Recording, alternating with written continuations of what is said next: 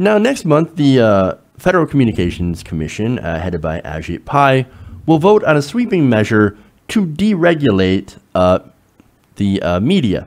Now, the proposal would essentially eliminate the ban on owning both a newspaper and a TV station in a market, according to FCC Chairman Ajit Pai's opening statement at a congressional hearing. Now, it would also make it possible for the agency to allow a company to own more than one of the top 4 television stations in one market, which is now currently prohibited under current rules. Now, the proposal also eliminates other media rules, including cross-ownership regulations for both radio and television stations. So basically what this is a giant media deregulation package, which would equal more media consolidation. Now, if the FCC passes this, it's pretty much over. Prepare for 2, maybe 3 companies owning all your media. And look, we're almost at that point anyway. We've got about, 5, maybe 6 companies at most owning most of our media right now. Cut that down by at least half. So that will control the stuff that you see on television. Wonderful. But hey, man, we can just go online, right? Well, they're going after net neutrality as well. That means that these same gigantic companies will both be able to control your programming. And if you are on the internet and you trust the internet, you watch shows like ours, the Young Turks, or, Secular Talk, Humanist Report, well, they're going to slow down websites that they don't agree with. So they can slow down the shows that are online that are not part of their company, and then they will control the stuff that you see on television, so you essentially can't get away from them. That's a disaster. That is, of course, unless people online can pay their exorbitant tolls. Now, like I said, we already have a huge amount of media consolidation. These measures, if passed, will make it so much worse. And of course, I have to give a thanks to Bill Clinton for that one, for the Telecommunications Act. And look, and going back to that, right? Now, do you guys know what happened to radio when Clinton passed the Telecommunications Act, 1996? Well, it turns out that when they deregulated, all these companies, or very few companies, I should say, bought up all these different radio stations and decided, hey, you know what we're going to do? We're going to put a lot of right-wing radio all over the country, right? We're going to saturate the market with Rush Limbaugh and Glenn Beck, and we're going to see what happens.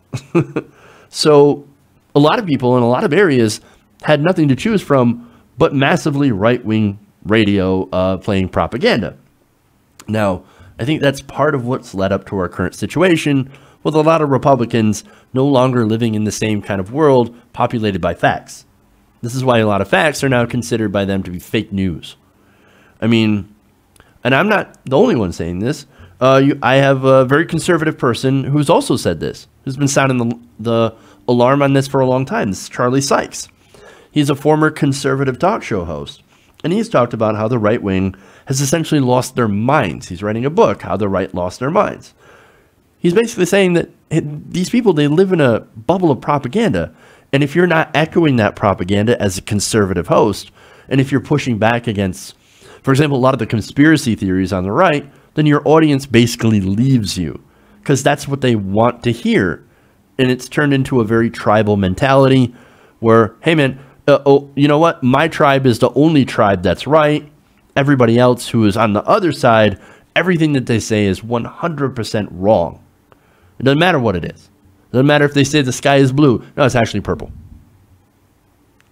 So in an op-ed, Sykes wrote that we had succeeded in persuading our audiences to ignore and discount any information from mainstream media.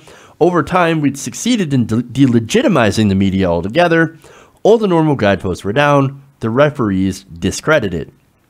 And so while he acknowledged that part of where we got where we're at is, look, what we do is we call out bias in the media. Now, is there a bias in the media? Absolutely. He said that it's a target-rich environment, right? Hey, we call out biased media all the time. I think the media has an establishment bias, a corporate bias.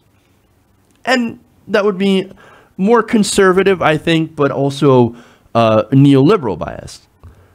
So we're right about that, and that's perfectly fine.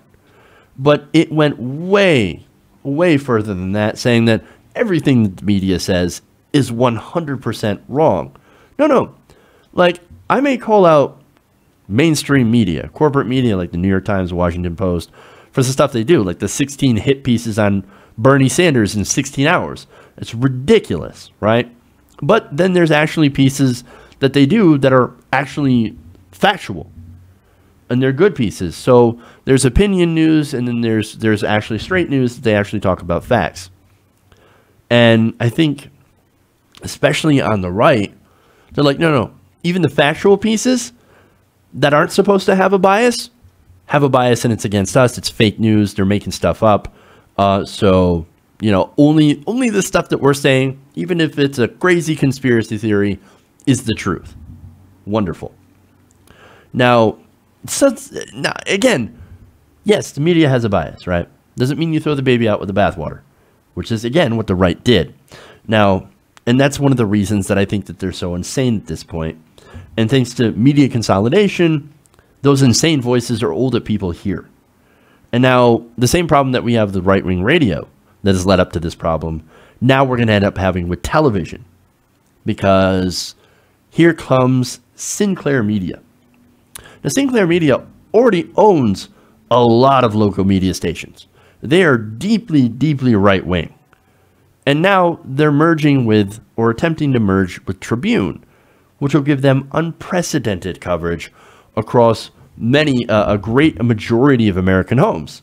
So now they're going to be on your TV, on your local station, prepare for it, right?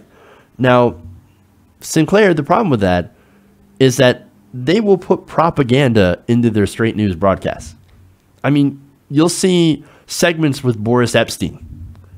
This is a guy who's a huge, huge Trump guy and basically puts out, like I said, bullshit propaganda right into their daily broadcast. In fact, that's mandated from the company. You have to run this segment. It's grotesque. Now, with these TV rules removed, now the stage is set for Sinclair Media to basically get their takeover of television. And now with their plans for net neutrality on the FCC's and Ajit Pai's plans, online media, I don't think will be able to compete with that. So we're looking at nothing short of a complete takeover of the media by the conservative right wing. And it's all made possible thanks to deregulation. This is what happens when you put the right wing and corporate Democrats in charge. You end up getting massive deregulation that essentially destroys all truth in the media and has some very, I guess, either unintended consequences or very much intended consequences. Either way, it's not looking good. Hey everybody, thanks for watching this video. If you want to see more like this, please hit the subscribe button below. And if you want to support truly independent progressive media, please consider becoming a patron at patreon.com/TYTNation.